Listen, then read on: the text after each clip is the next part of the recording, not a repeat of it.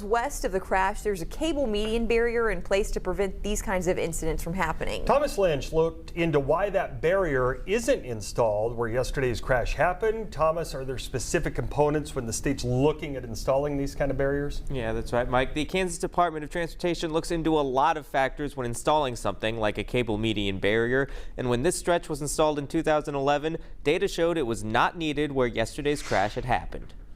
Once emergency crews arrived on scene, it was declared that one of the occupants was declared deceased on scene.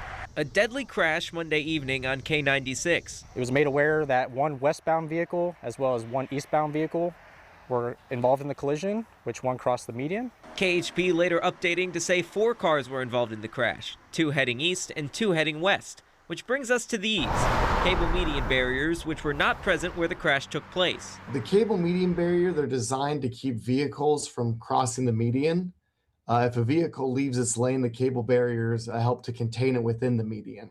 J.B. Wilson with the Kansas Department of Transportation says the strip of cable barriers from 135 to Rock Road has been around for 15 years. The cable median barrier on K-96 was installed in 2011 as a targeted safety improvement. KDOT looked at crash history, traffic volumes, median width, and roadway geometry to decide where to install the cable. That's why it doesn't extend further east. There's not a set number of crashes that would automatically result in an extension of a cable median barrier.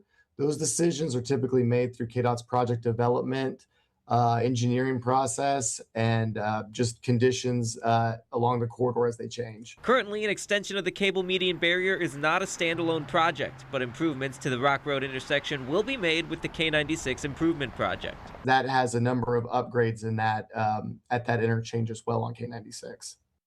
Now, KDOT encourages Kansans to check CanDrive before leaving the house. Just make sure you're driving safe and as aware as possible.